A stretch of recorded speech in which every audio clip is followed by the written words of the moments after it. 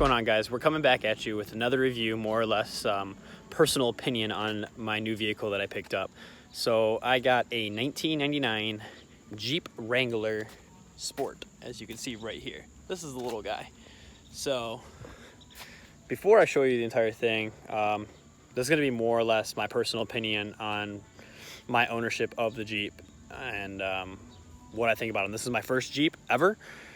First time driving a Jeep, first time, actually I haven't got to take the top off or anything on it like that, but overall, if I had to give it an overall rating before I even get into the review, I'm going to give the Jeep a 6 out of 10 just based off quality, condition, and the year and mileage and, you know, the way it rides and whatnot compared to other vehicles I've been in. But I get it's a Jeep thing. I wouldn't understand. Haha, corny. No, I'm just kidding. Anyways, let's get into the finer details of this 1999 Wrangler. This is the Wrangler right here. We'll give you a little walk around on this guy. She's got 32s on her and they do need some new tires, but for what I paid for it, I can't really complain about it whatsoever. It's a pretty clean Jeep for being a 99, being literally 20 years old now. I like it a lot, other than the freaking plastics that are starting to fade right there and right there, but I don't know why the sports sticker got taken off and they left the Jeep and the Wrangler thing. If anything, you're gonna debadge something, debadge the entire thing. But this has the beautiful hard top, which everyone wants. I don't know why, but I kind of like the soft tops. I guess highway noise is like a big deterrent on those things, whether or not you're gonna get one or the other. But let's take a look underneath it real quick. So this is the underneath of a Jeep with 170,000 miles. This thing does not leak anything, which I'm utterly surprised. The tires are definitely bald. Definitely need new tires. So, a little, you got your typical rust. All this stuff could be fixed so very easily, though, just with a lot of time. Needs your time. Anyways, you got your typical Jeep. Rear tire sitting on the back. This one has chrome protectors around the rear taillights, so when you're doing your off-roading and stuff like that, you're not going to mess anything up or destroy your taillight. The frame rust is not too bad, in my opinion, for what it is. But so the big thing on these Jeeps and why these rusts is water, salt, depending on where you're living. Water and salt will get in here and it'll get in through these holes, and there's no way for it to actually escape. So what people will do is they'll drill holes in the bottom of these and it will allow the actual water and whatnot to run out. But you have to periodically keep these things like clean and, you know, just wash them on a regular basis just to take care of them, keep the upkeep with them. So yeah, without further ado, let's get inside of this Jeep real quick. So when you first open up the door, you got your typical Jeep doors. They take this little band off right here, and then this door simply just lifts right off. Right off it comes. There's no electronics, nothing. It's all manual, which I love. You got your roll down windows. Oh man, that thing's a little squeaky. You got a seat cover. This thing has a little tear in it, so the last owner just decided to throw a seat cover over it. Floors are not rusted through yet, which is also pretty badass. Let's take a look at it. That's rare to come by right there. No rusting through floorboards yet, so that's a plus. Let's get in this thing. Ugh. This is the desirable 5-speed manual, which everybody does want. I would not want to have it any other way than getting this 5-speed manual. Obviously, all Jeeps are 4-wheel drive. You have your little activation, deactivation on your passenger airbag right there. You have your O shoot bar right here, and then you have your other O. Oh, this one doesn't have it. That was in my buddy's Jeep. On the newer ones, you'll have a little handle right here on this little door stiller, which is also kind of nice for getting in and out of. So to take the top off, crack that, and then I'm pretty sure there's supposed to be a bolt in there. There's not one in there. And there's the other clip inside of there. So yeah, this is a Jeep. Let's start it up and let's go look underneath the hood. Got your fancy little Jeep key.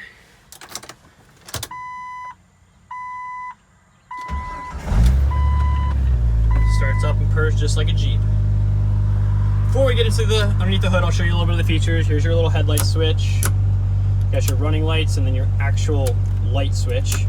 This is for all the LED lighting that you see on the front, whether it be this, that one, or the ones that are up on the grill. High beam, low beam, like all cars. Radio does work, which is nice. This Jeep does have 170K on it, like I stated. So it's kind of high up there, the mileage. It does have cruise control, you know. Like I said, it's got 4-wheel drive. You got rear defrost, which is hooked up. Rear windshield wiper. Does this thing work? Let's click the button. Hey, it works. That's sweet. You got your speakers up here in the ceiling across where this roll bar is. And what else do we got? We got air that actually does work on this thing. Which is kind of also hard to come by. Sweet. It does work. Nice crispy shifting 5-speed. The Jeep purr. Let's go look underneath the hood now. You can hear the exhaust a little bit. I know I keep talking about going underneath the hood, but I want to let you guys listen to it real quick.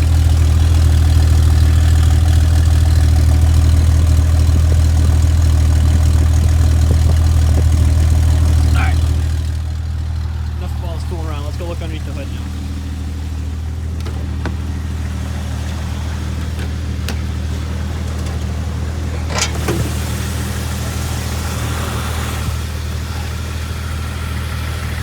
Underneath here, you will have a inline 6, 4-liter, which is one of the most bulletproof motors you can get, making around 188 horsepower and soft Denise and around 244 foot-pounds of torque.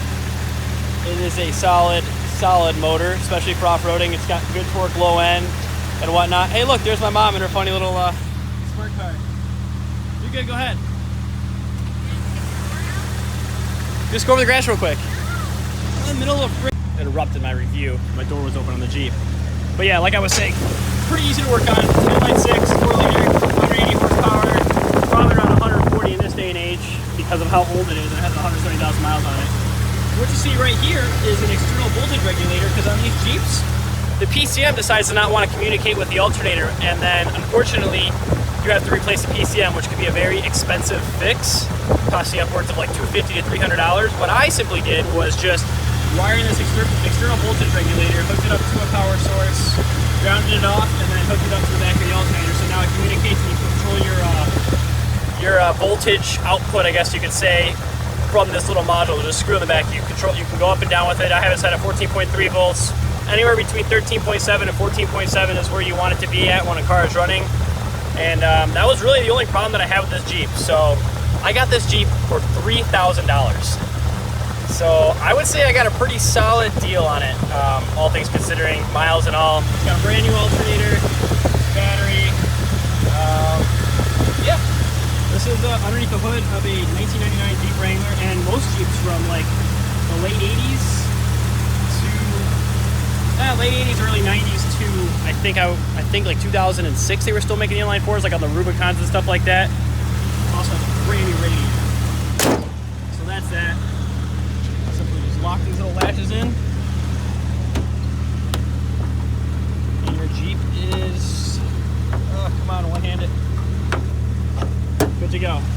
I've always liked the styling in the front of these Jeeps. It's simple. I mean, literally, if you go back to like the 94s, all they changed was the freaking headlights. Like, they used to be square and now they're circle. Like, they didn't get too in depth with anything. I like this aftermarket bumper. I'm pretty sure this is an aftermarket bumper, and I do like it a lot. It's got some rust on it, whatnot. Fog lights look pretty cool. I like those. It does have a decent amount of ground clearance. Get rid of these step-up bars and you have a lot more. But let's take this little guy for a drive down the street. If you have any more questions about the Jeep or you want me to go more in detail on certain little aspects of it, let's go into more detail and put a comment down in the comment section down below. Let's go for a drive. All right, so we're in the old good trusty Jeep. Got the AC on. We're gonna go for a little cruise real quick. So when you talk about a nostalgic effect, this kind of brings it. So I lied earlier. I definitely said I had not driven another Jeep before. I drove my buddy's, he's got I wouldn't really compare it and even call it a Jeep. He has a 2020 Jeep Gladiator, which I will also be posting a review on.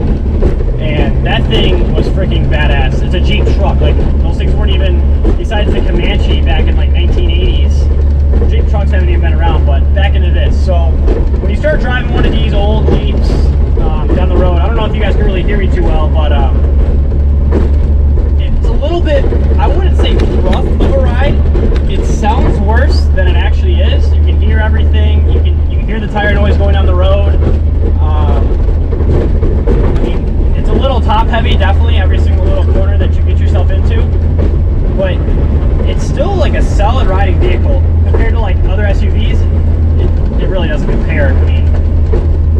rough ride. I'm just gonna straight up say it, it's a rough ride. But off-road capabilities are incredible on this, depending on what type of tire you have on it, lift, even in factory form with the tires they come with. I don't remember what they were. They were more like a street off-road aggressive kind of tire. I don't know. I kind of like this thing a lot, actually. I think we'll see if I'm going to keep it long term or not. I typically don't keep all my vehicles that I get, but if someone wants to buy this, they're more than welcome to. But no, it drives straight. It's I sit up high, which I do like. I'm typically in a little car, so compared to that aspect of things, I feel like I'm the king of the road.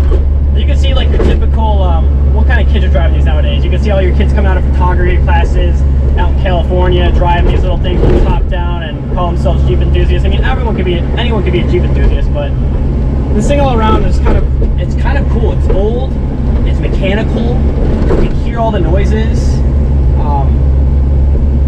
I don't know. You got plenty of headroom in here, plenty of legroom in here. It shifts super speed. I guess one thing that I will say is, I mean, I'm not looking to have a race car, but the Jeeps don't really have the best of brakes in my opinion. Throttle response is pretty good for being a old wire, drive-by-wire, you know, throttle system, which I kind of like, honestly. There's less things that can go wrong. Another big thing that I don't like about these things is the lack of power. On the road, it has little to no power. Like, it just does not do what you need it to do. When, like, if you need to step on it and go fast somewhere, it is not going to necessarily get you where you need to go very quickly. It's not a race car. It's an off-road vehicle that you can drive on the road. It's like a Razor or something like that, but lifted and street legal. What else? The lights at night are kind of piss poor. Oh my gosh, look, there's another Wrangler right there. Nice little orange one. That's a clean one though. It's a lot cleaner than this one. What was I going to say? Oh yeah, I was talking about the power. With crappy power comes crappy fuel mileage. So what I saw on this thing when I was driving it back from Indiana, I had a 3-hour drive. I was driving at 70 plus on the highway. And all these Jeep owners talk about how they have speed wobbles and death wobbles or whatever. Typically hear about that stuff with, or death wobble. Hear about that stuff with skateboards, not necessarily a vehicle. But I didn't really get to experience that. There were certain instances where I was going downhill not paying attention. I was hitting 80 miles an hour, and they say when you hit a bump, it's supposed to like literally make you feel like you're about to die. The Jeep's supposed to violently shake back and forth. And I didn't get that feeling. I didn't feel it at all. It stayed straight. It didn't have any steering wheel play, nothing. I don't know if I just got a lucky Jeep or what I got, but this thing just did exactly what it needed to do when it needed to do and drove all the way home. Fuel mileage on the way home, I estimated over 200 miles, doing around 65, 70 miles an hour. I got 220 miles of tank, so I'm going to get somewhere between the 18 and 15 mile an hour, or 15 mile per gallon range.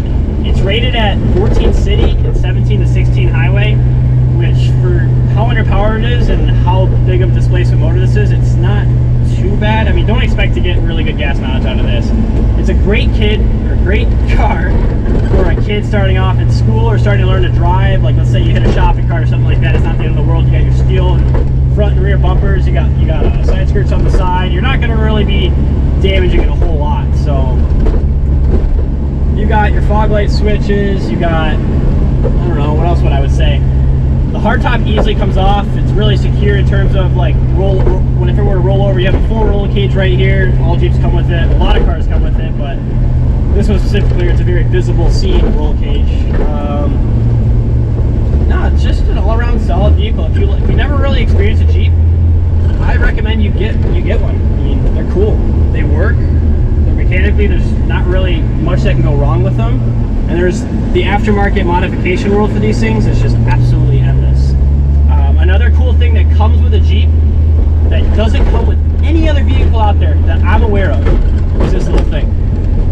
The little Jeep wave. Everyone's just waving at you. Like, it's just a thing that Jeepers do. Like, you know, motorcycle riders will go like peace, like, you know, out the side or something like that when you're riding. Jeep people will just all wave at each other. It's cool. It's like a little community, or a pretty big community.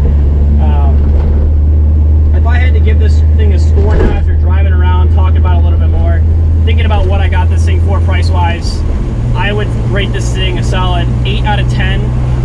In the condition it's in, to me, like if I were to personally keep it, take it off road, put some new tires on it, I'm gonna rate this thing an 8 out of 10. I like the vehicle a lot. It's fun to drive. It did well on the highway. I haven't really got to go off road with it yet. I'm really curious as to what it's gonna do off road. I'm pretty sure it's gonna surprise the hell out of me. I think the only thing I've gone off roading with vehicle wise was a Honda Pilot back in the day, and that isn't really what you think of when you think of off-road vehicles. But like always, guys, if you guys like this video and you want to see more reviews, or would you like me to review your car, I can go more in depth or less in depth. This is more just a personal opinion on what I thought about the Jeep 1999 Wrangler. So, Jeep, you did a great job. I will probably end up buying one of these down the road, a cleaner one than the one I currently own. And definitely going to swap the motor out, put some sort of V8 with a supercharger and a nice little 5-speed manual, and have a hell of a time out the dunes. So I live in Michigan at Silver Lake Sand Dunes, just like a 2.5-hour drive, little weekend getaway. So yeah, this will be it for this review. Go check out my other Jeep Gladiator review that I had just posted about 2 or 3 days ago. That thing is badass. If you want to spend $50,000+ on a Jeep though, go right for it. This thing brand new was like $15,000 to $18,000, $20,000, somewhere in that range. And if I was going to choose, and I'm going to modify the hell out of it, I'm going to buy one of these bad boys. And as long as it's not your daily driver. So, but that's it for this review, guys. Till next time, like, subscribe, comment. I really appreciate you guys engaging with the channel. And like always, stay humble, stay blessed.